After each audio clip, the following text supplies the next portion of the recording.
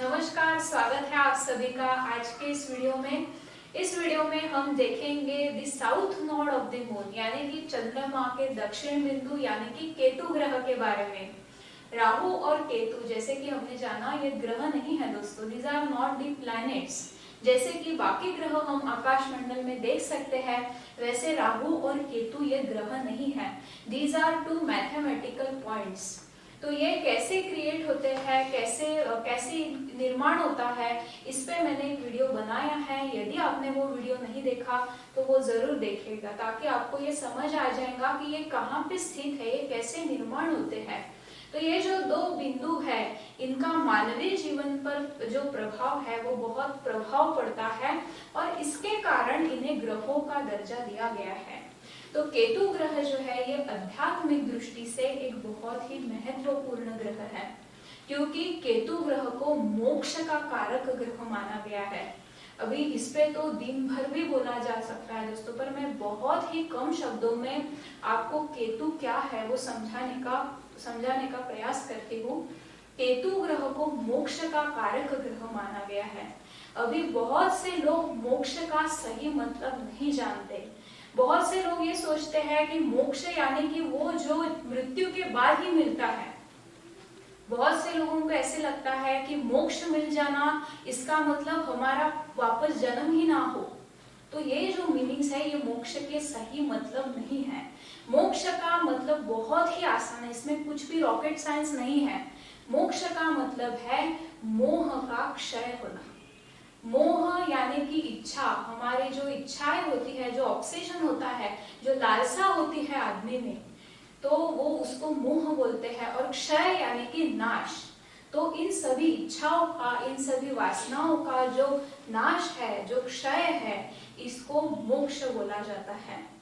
तो जैसे कि भगवान श्री राम जब अपने पिता की आज्ञा का पालन करने के लिए सभी सुख सुविधाओं का उन्होंने त्याग कर दिया और वो एक वनवास में चले गए। सब था, महल था, सभी सुख सुविधाएं थी। तो इन सब सुख सुविधाओं का त्याग यानी कि मोक्ष है।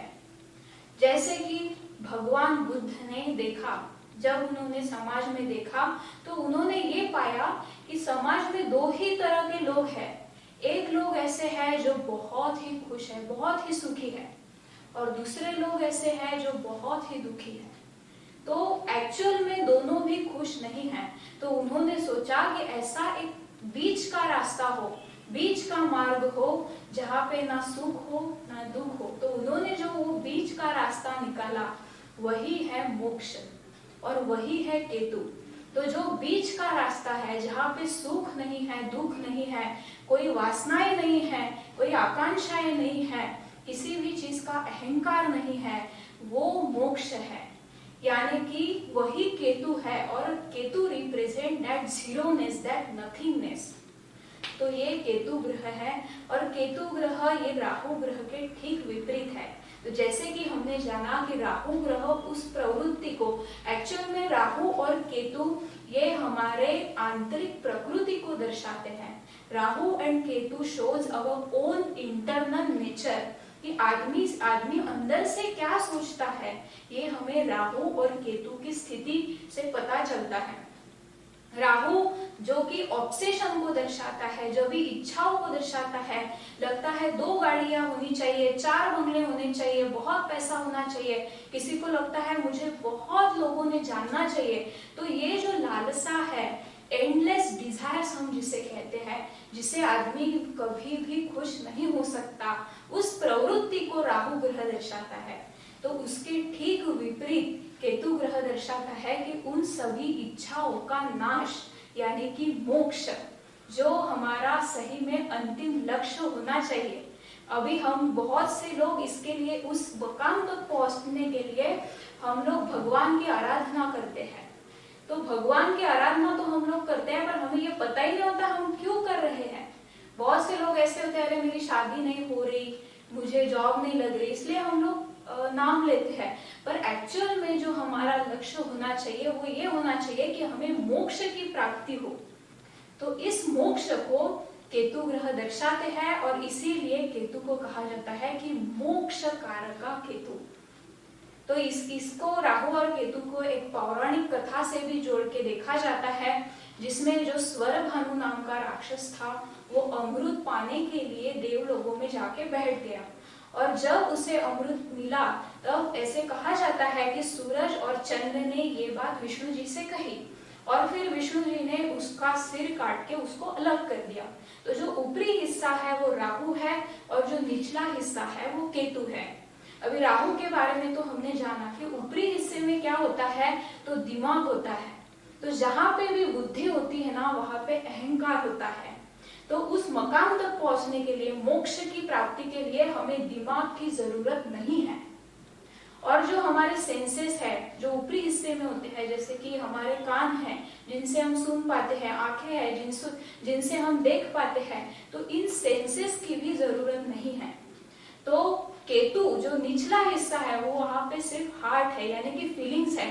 तो हमें सिर्फ फील करना है। वो जीरोनेस जो है, वो जो नथिंगनेस है, उसको केतु ग्रह दर्शाते हैं। इसके लिए हमें दिमाग की जरूरत नहीं है। मोक्ष प्राप्ति के लिए हमें दिमाग नहीं चाहिए, हमें मेमोरी नहीं चाहिए, और हमारे जो सेंसेस है उन सेंसेस की भी हमें जरूरत नहीं है। और केतु ग्रह जिस भी भाव में कुंडली में स्थित होते हैं वो ये दर्शाते हैं कि पिछले जन्म में उस आदमी ने उस चीज को पहले से ही पाया है। फॉर एग्जाम्पल, और जो राहु केतु है वो हमेशा 180 डिग्री में स्थित होते हैं। जिस भी भाव में केतु स्थित होगा उसके ठीक अपोजिट भाव में राहु की स्थिति होती है। फॉर एग्जाम्पल, यदि केतु फर्स्ट हाउस में स्थित है तो फर्स्ट हाउस के ठीक अपोजिट हाउस आता है 7th हाउस, तो 7th हाउस में हमें राहु दिखाई देगा। वैसे ही यदि चतुर्थ भाव में केतु ग्रह की स्थिति बनती है तो दशम भाव में राहु ग्रह की स्थिति बनेगी। तो these are always 180 degree apart from each other. So यदि केतु ग्रह चतुर्थ भाव में है किसी की कुंडली में, तो चतुर्थ भाव ये दर्शाता है कि हमारा जो कंफर्ट जोन है, हमारा घर है, जहाँ पे हमें सब सुख सुविधाओं की प्राप्ति होती है, उसको चतुर्थ भाव दर्शाता है। तो जब केतु ग्रह चतुर्थ भाव में स्थित होगा तो वो ये दर्शाएगा कि इस आदमी ने पिछले जन्म में चतुर्थ भाव से लेकर जोड़कर जो चीजें हैं वो उसको पहले से ही प्राप्त हुई है, और इस जन्म में वो उस चीजों को लेके ऑब्सेस्ड नहीं होगा। उन चीजों की प्राप्ति, उसमें ये इच्छा नहीं होगी कि मेरा बहुत अच्छा मकान होना चाहिए, ये इच्छा उसमें नहीं होगी। तो इच्छा किस चीज से होगी, तो उसके ठीक अपोजिट हाउस में राहु स्थित होगा, यानी कि 10वें भाव में राहु स्थित होगा। तो 10वां भाव दर्शाता है स्टेटस, प्रतिष्ठा, मान सम्मान। तो उसमें ये इच्छा होगी कि मेरा स्टेटस कैसे बढ़ेगा, मुझे बहुत लोगों ने जानना चाहिए, मुझे प्रतिष्ठा मिलनी चाहिए, मान सम्मान मुझे मिलना चाहिए। तो अभी तक हमने सभी भावों के बारे में अभी जाना नहीं है। हम लोग जब भावों के बारे में समझेंगे तब मैं एक एक प्लेसमेंट आपको समझाऊंगी। तो ये जो राहु और केतु है दोस्तों, ये बहुत ही बड़ा टॉपिक है। ये 5 और 10 मिनट में समझाने का टॉपिक नहीं है। फिर भी हमने एक प्रयास किया कि हमें एक आइडिया आ जाए बेसिक। ये जो 9 ग्रह श्रृंखला है ये हमारी यहाँ पे खत्म होती है। तो यदि आपने वो 9 ग्रह नहीं देखे हैं तो वो जरूर देखेगा, क्योंकि आपको यदि सही में ज्योतिष के बारे में आप लोग जानना चाहते हो तो 9 ग्रहों का नेचर के बारे में आपको बेसिक आइडिया होना बहुत ही जरूरी है। तो नए वीडियो में हम लोग मिलेंगे एक नए सीरीज के साथ। तब तक के लिए धन्यवाद।